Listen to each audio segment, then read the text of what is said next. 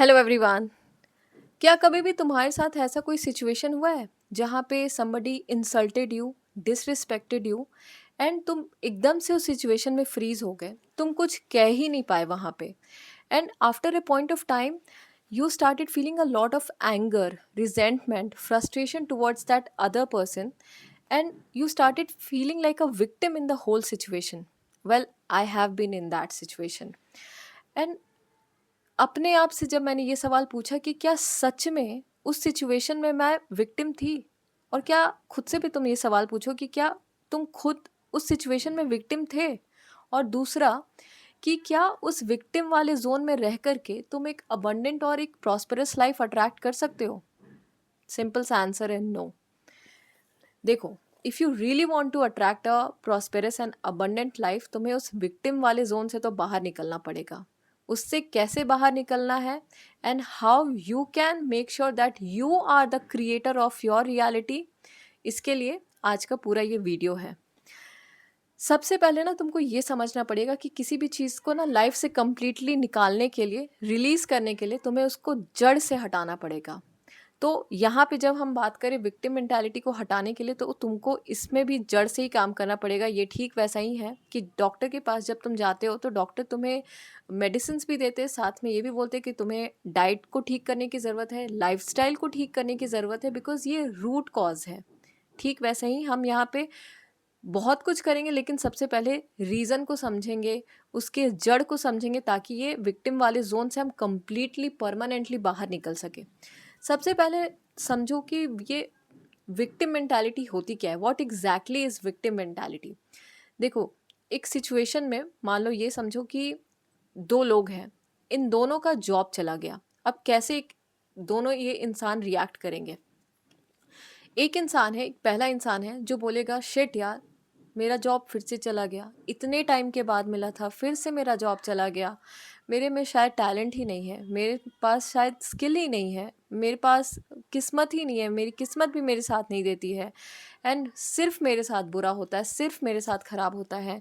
And वो बस यही सोच लेता है कि nothing good happens to me, nothing good happens in my life, I am just not good enough. ये सारी उसकी थिंकिंग हो जाती है। वहीं पे एक दूसरा इंसान है जिसका भी सेम जॉब चला गया है, बट उस इंसान का ये सोच है कि शिट यार, जॉब चला गया, चलो कोई बात नहीं, मेरे पास स्किल है, टैलेंट है, मेरे पास वर्क एक्सपीरियंस है, और इस बार मैं इन सारी चीज़ों को यूज़ करके क्यों ना मैं 10 टाइम्स इस सैलरी का जो अभी मिल रही थी उससे 10 गुना ज़्यादा वाली जॉब को मैं अट्रैक्ट कर सकूं, अपने लाइफ में ला सकूं। ये होगा दूसरे का थॉट। क्लियरली इसमें आपको समझ में आ रहा होगा कि ये जो पहला इंसान है ना, ये विक्टिम मेंटालिटी को शो कर रहा है। वो इंसान जो खुद को लेकर के बहुत पावरलेस फील कर रहा है, हेल्पलेस फील कर रहा है in a situation, that is basically showing the victim mindset. अब तुमको ये समझना पड़ेगा कि यार ये विक्टिम माइंडसेट हम डेवलप कैसे कर लेते हैं। कोई जानबूझ के तो करता नहीं है, लेकिन हो जाता है। कैसे हो जाता है इसको समझो। Reason number 1, childhood. हम कैसे आज के लाइफ में बिहेव कर रहे हैं, या कैसे हम लाइफ को रिस्पॉन्ड कर रहे हैं, इसका बहुत मेजर हिस्सा ना चाइल्डहुड से आता है। इसको ऐसे समझो कि अगर तुम एक ऐसा बचपन एक्सपीरियंस किए हो जहाँ पर तुमने सिर्फ नेग्लिजेंस फील किया है, रिजेक्शन फील किया है, बहुत ब्लेम फील किया है, इंसल्टेड फील किया है, तो तुम बेसिकली वो वाला चाइल्डहुड फेस किए हो जहाँ पर तुमने अपना इमोशन सप्रेस किया, तुम अपने इमोशंस को एक्सप्रेस नहीं कर पाए, और धीरे धीरे धीरे वो चीज़ ना तुम्हारी विक्टिम मेंटालिटी बन गई कि शायद मैं ही खराब हूँ, मेरी किस्मत ही खराब है, मेरे साथ सब कुछ बुरा ही होता है। बेसिकली तुमने क्रक्स बना लिया अनकॉन्शियसली कि मैं ही खराब इंसान हूँ, मेरी लाइफ ही खराब है, मेरी किस्मत ही खराब है, और वो चीज़ तुम्हारे लाइफ में जाके अब जाके शो अप हो रही है as a victim mentality. Number 2 reason, and that is repeated failure and repeated hurt. एक इंसान जो बार बार फेलियर अपने लाइफ में अट्रैक्ट कर रहा है, अपने लाइफ में बार बार हर्टफुल सिचुएशन, हर्टफुल लोगों को अट्रैक्ट कर रहा है ना, तो उसकी एक मेंटालिटी बन जाती है कि यार मेरे लाइफ में ना कुछ भी अच्छा नहीं होता, मेरे साथ ना कुछ भी अच्छा नहीं होता है, और कुछ करने का फ़ायदा ही क्या है, जब मैं कुछ भी ट्राई करूँ तो मैं फेल ही हो जाता हूँ। तो आप समझ रहे हो, तो ये इंसान ना बेसिकली एक विक्टिम मेंटालिटी क्रिएट कर लेता है, क्योंकि उसको बार बार धक्के खाने को मिल रहा है, उसको बार बार उसके लाइफ में फेलियर मिल रहा है। ये होता है विक्टिम मेंटालिटी का number 2 reason. Number 3 is basically need for validation and sympathy. ये कैसे क्रिएट होता है? अगेन, जैसे मैंने बताया कि चाइल्डहुड में एक बच्चा जो कि जिसको अप्रिसिएशन नहीं मिलता है, जिसको कोई कंफर्ट नहीं मिलता है, सेफ्टी नहीं मिलती, प्यार नहीं मिलता है ना, तो वो इंसान पता है क्या करता है? वो इंसान दुनिया को बताने लगता है कि look how I am suffering, और कैसे दुनिया मेरे को तकलीफ़ पहुंचा रही है, हालात मेरे को तकलीफ़ पहुंचा रहे हैं, basically blaming outside and showing how I am suffering. इससे क्या होता है ना, उस इंसान को लोगों का अटेंशन मिलता है, सिंपैथी मिलती है, और वो इंसान थोड़ा अच्छा महसूस करता है, बढ़िया महसूस करता है, और इसीलिए वो एक विक्टिम माइंडसेट क्रिएट कर लेता है, डेवलप कर लेता है। Now comes the number 4th reason, and that is fear of responsibility. एक इंसान है, ठीक है, उसको ब्लेम करने की आदत जो है, जैसे मैंने थर्ड पॉइंट में बताया कि वो बाहरी चीज़ों को ब्लेम करता रहता है ताकि उसको लोगों का अटेंशन मिले।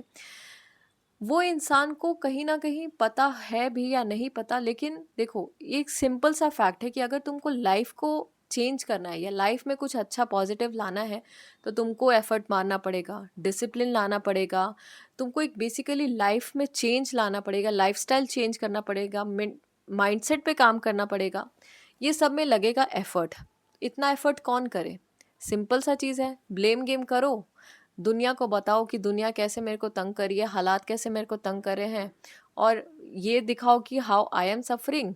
और इससे होगा यही कि मुझे रिस्पॉन्सिबिलिटी नहीं लेना पड़ेगा, क्योंकि रिस्पॉन्सिबिलिटी लेने लेने में तो एफर्ट लगेगा। इसीलिए जाने अनजाने आप वो विक्टिम मेंटालिटी क्रिएट कर लेते हो, और उसकी वजह से आप उस विक्टिम जोन में, लूप में बंधे रहते हो। लेकिन जैसा मैंने पहले कहा कि आप विक्टिम मेंटालिटी में रह कर के एक अच्छी लाइफ तो बिल्कुल नहीं जी सकते। इसीलिए now comes the most important aspect of this video कि हाउ वी कैन चेंज और overcome this victim mentality to becoming the creator of our reality, जो कि हम एक्चुअली में हैं। We are the creators of our reality. इसको समझने के लिए सिंपल सा चीज़ समझो, how we are actually the creator of our reality. Law of attraction आपको एक चीज़ बताती है, वो ये कि तुम्हारे पास ना एक ब्रेन नाम की चीज़ है जो तुमको नेचर ने गिफ्ट करा है। इस ब्रेन में ना थॉट्स प्रोड्यूस होते हैं। ये जो थॉट्स प्रोड्यूस होते हैं, इससे क्रिएट होता है फीलिंग्स। फीलिंग्स की वजह से वाइब्रेशंस क्रिएट होता है, और यही वो वाइब्रेशंस है, यही वो एनर्जी है अ, जिसकी वजह से तुम्हारा ऑरा ऑरा क्रिएट होता है, और यही वाइब्रेशंस की वजह से तुम अपने लाइफ में सिमिलर वाइब्रेशंस वाले सिचुएशंस, लोग अट्रैक्ट करते हो। तो समझ में आया कि तुम्हारे थॉट से तुम क्रिएटर कैसे बनते हो।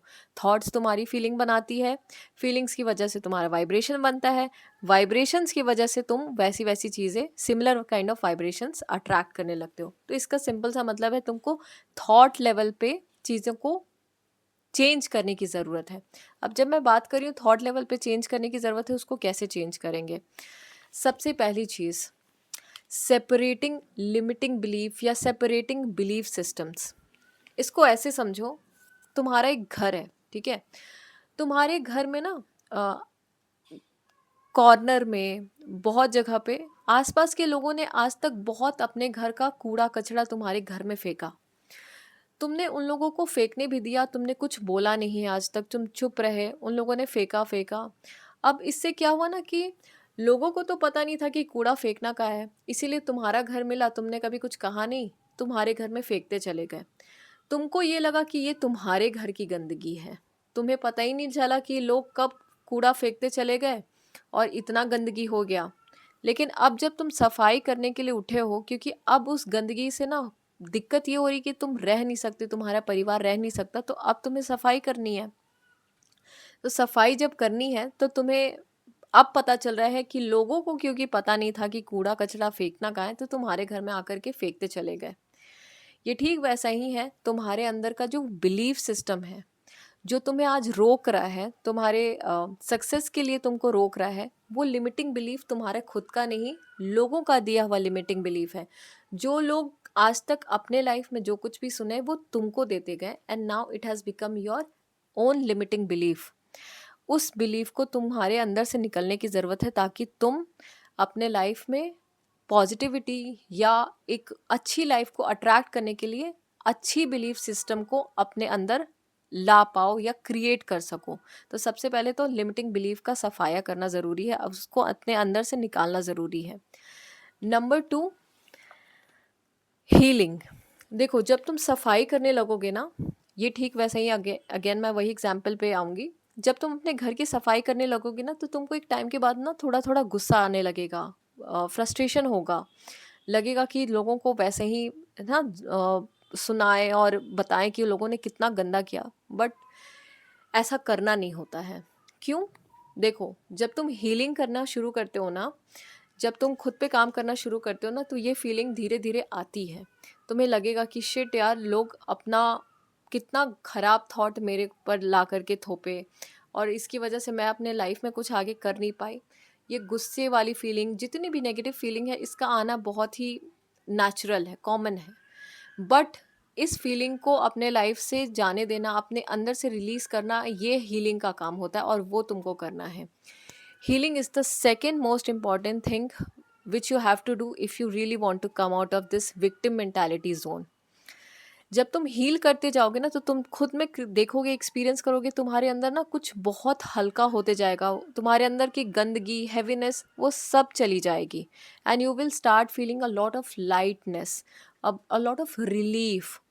इसीलिए healing actually is the most important among everything. Number 3 is focus करना कि अभी भी तुम्हारे लाइफ में क्या ऐसा चीज़ है जो तुम्हारी कंट्रोल में है। और तुमको तब पता चलेगा कि एक बात हमेशा से सुनने को जो मिलता है कि तुम दुनिया को कभी चेंज नहीं कर सकते, it's always you who have to change yourself. तुम दुनिया को कभी भी चेंज नहीं कर सकते, और जब जब तुम दुनिया को चेंज करने जाओगे, तुमको पता चलेगा कि दुनिया को नहीं, तुम सिर्फ खुद ही को चेंज कर सकते हो, तुम खुद की ही एनर्जी को चेंज कर सकते हो, और वही काम तुमको करना है। तुम जब जब सोचोगे कि हम दुनिया को कंट्रोल करेंगे, तुम तब तब अपने लिए एक और मुसीबत क्रिएट करोगे। लेकिन जैसे ही तुमको ये चीज़ पता चल जाती है कि तुम सिर्फ खुद पे काम कर सकते हो, तुम खुद की एनर्जी को चेंज कर सकते हो, खुद की ही एनर्जी पे काम कर सकते हो, तब तुमको उस दिन समझ में आ जाता है कि अपने पे कंट्रोल लाना, अपनी एनर्जी पे कंट्रोल लाना, अपने इमोशंस पे कंट्रोल लाना, वो एक ऐसा चीज़ है जिस पे हम काम करके अपने लाइफ को आज भी एक बहुत बढ़िया लाइफ क्रिएट कर सकते हैं। So focus on things which are under the control of you. Okay, now the fourth reason is start taking responsibility. देखो, लास्ट में क्रक्स यही है, सिंपल सा line, no one is coming to save you. कोई नहीं आ रहा है तुम्हें बचाने के लिए। तुम्हें खुद की लाइफ चेंज करनी है, तो तुम्हें रिस्पॉन्सिबिलिटी लेनी पड़ेगी अपने लाइफ की। अगर लाइफ को चेंज करना है, तो वो एफर्ट, वो डिसिप्लिन, वो जो चीज़ें जो ज़रूरत है तुम्हारे लाइफ में तुमको चेंज करने के लिए, वो तुमको खुद करना पड़ेगा, और उसके लिए तुमको रिस्पॉन्सिबिलिटी तुम्हारे लाइफ की खुद लेनी पड़ेगी। That's why taking responsibility of your life to change your life is the ultimate thing which you should do to come out of that victim zone।